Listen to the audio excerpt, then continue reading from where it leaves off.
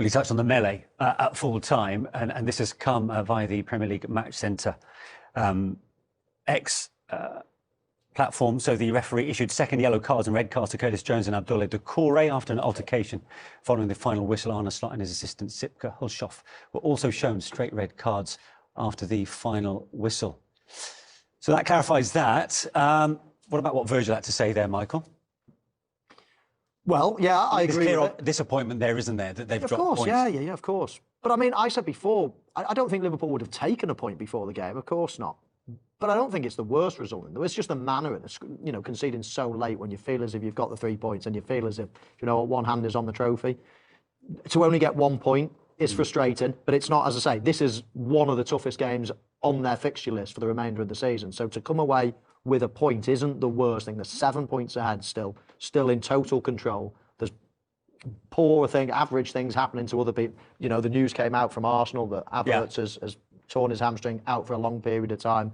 Liverpool have still got a really full, fit squad. They're healthy, they're playing well, they're picking up points. They're still in real command of this league, but just a tinge of the disappointment today. Considering 10 of the 11 were rested from the FA Cup game against Plymouth for today's game at Goodison, were Liverpool as dominant as you expected them to be? No, but that didn't surprise me because this game is always very difficult to play in, and quite often the superior team doesn't really, play the football that sometimes they play throughout the season. I thought we have to give credit to David Moyes, the way that he kind of set up this roadblock, should we say, to slow down those attacks from Liverpool. No one really looked comfortable. I think it was a difficult game for the referee to officiate on. I do feel there was a lot of contact tackles, and it was difficult to run it. Were they fouls? Weren't they fouls? So I could see it kind of like building, couldn't you? You could feel it bubbling under the surface. Liverpool, though, are really still in a strong position. They play Arsenal on the 10th of May, and are there a dozen games between now and then? Yeah. There are some difficult fixtures, though, for Liverpool that they're going to have to negotiate. So it's not completely done. But we're looking at an Arsenal team that will play Leicester at the weekend, the first kickoff, the early kickoff, with none of the front three available for selection. So Arsenal are doing this, if they can do it, between now and the end of the season with their hands tied behind their back. They haven't got the front players they need, and Liverpool are still really comfortable. But as we say, there's difficult fixtures, and Liverpool now will be under a little bit of pressure because of that. You see Villa away, Man City. I know people thinking they're finished, they're not. Newcastle now, quite formidable, even at home. They're difficult games. Yeah. So those games, including today's game against Everton, that starts a run of 5 Premier League fixtures in 15 days, Michael, as they try and keep the others at arm's length. As I say, good job they've got a fully fit squad. Yeah. You could say, one or two players have got, but in general, they've been a very, very fit team all season. Arne Slot's had everybody to pick from. So that's good. He managed to rest players at the weekend, even though the result was poor and they're out of a cup competition. It's still given the players a decent rest before they go into this period of time. So yeah, some tough games ahead, no question about it, but they're in such a better position, I think, mentally, certainly physically, than all of their opponents at the moment.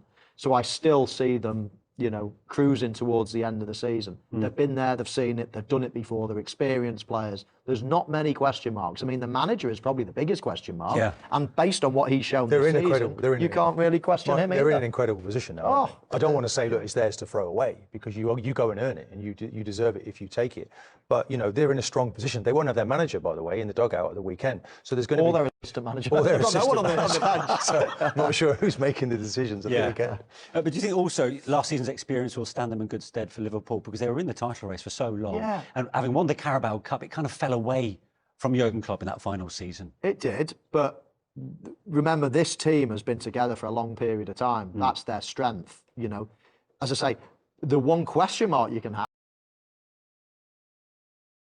is the manager's never won it. But really, when you tell your players to go out onto the pitch, they've all been there, seen it, done it. They've won everything. Everything this game has to, or the majority of them, that this game has to offer.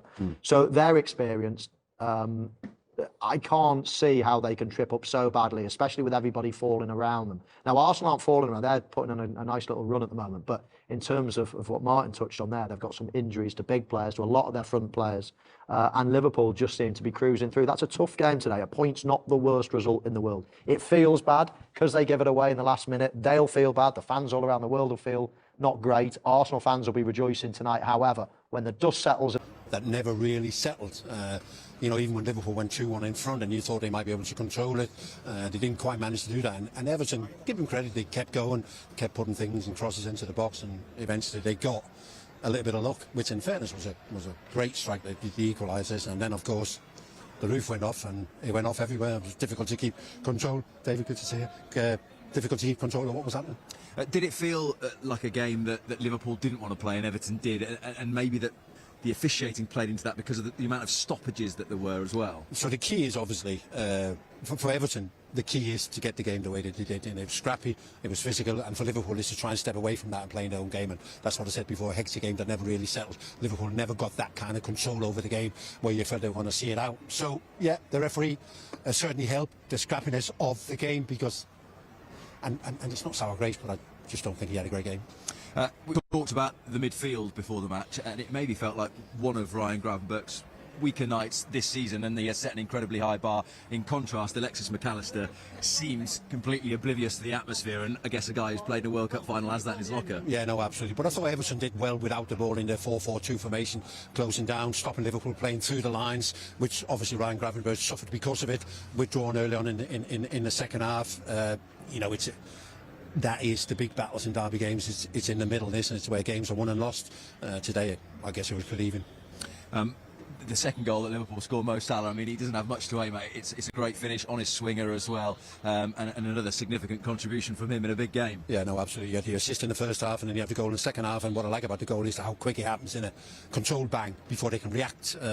Because it wasn't of course it was a great chance at such anybody. It requires great close control, isn't it? So yeah, terrific. And it looked like he was going to decide yet another difficult away game, but today it wasn't to be. And it felt weirdly as though there was a clash of heads late on that involved Jared Branthwaite, and Michael Oliver had to stop the game. I think there was about 4 minutes of stoppage time gone at that point, and it's almost as if Everton thought, right, we've got 2 more minutes here, and we're able to just reset and create that one last chance for James Tarkowski to score. So we obviously reached that level. You kind of go, the only one who knows how long is left is the referee, and Everton felt we're going to give it one more go. Mikalenko did what you have to do in a situation like that, and he made sure there was good quality into the penalty area. He had 5 in there, Everton.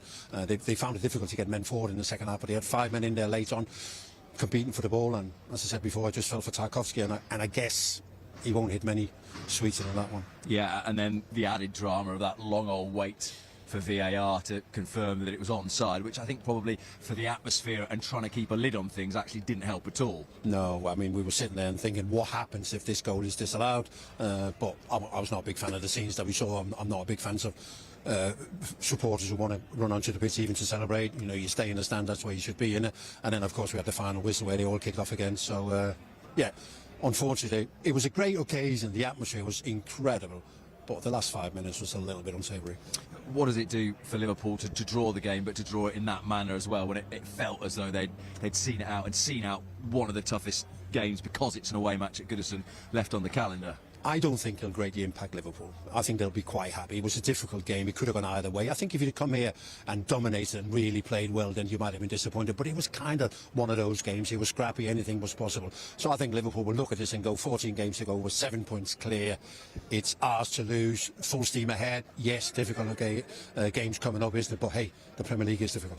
And there are elements of the performance I'm sure that Arne Slot will look at, but there are also elements of the performance that you just feel are synonymous with every derby game, that it becomes a bit bitty and scrappy and messy, that you just won't see away at Villa, which arguably is a tougher game next Wednesday, but a totally different one. Yeah, I mean, there's no doubt that Aston Villa is a better team than Everton, but it will be a different challenge. It won't be as scrappy as it is today. It'll probably suit Liverpool a little bit more, and that's why I said what I said before. I think that Liverpool will get on the coach, go back to Anfield and say, we'll take that all day long. It was one of those games we just couldn't quite get it the way we wanted the game to be, and in the end, Everton, I'm not sure they got what they deserved in it, but they got themselves an equaliser from somewhere. And I'm sure Arne Slot, given how measured he is, will see perspective that at 9 points you would have felt it's almost over. Still, 7 with 14 to go is a great position to be in. Yeah, no, absolutely. And the way Liverpool are playing, I mean, didn't play particularly well here tonight, but for a long time it looked like we'd found a way to win yet another game. Not so long ago it was down at Brentford, wasn't it? 0-0 with a couple of minutes to go, managed to win the game. So if nothing else, Liverpool generally know how to win the games. This is a very tough match.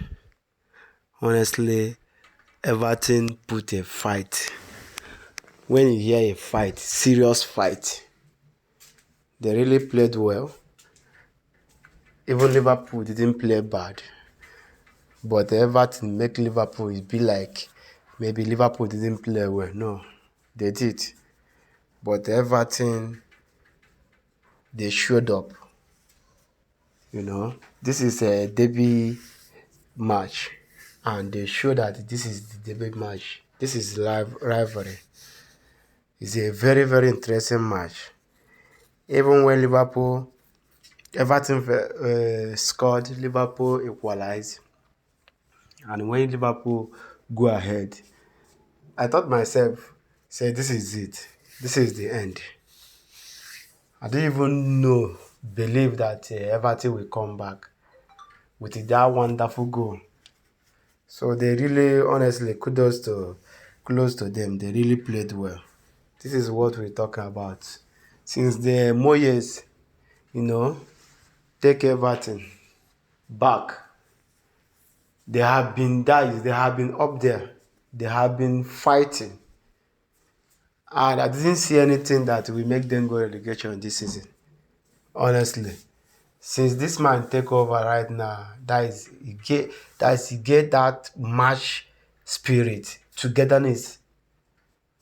So honestly, anybody that meeting Everton will need to be worried, because especially in the big boys right now, they have been performing well.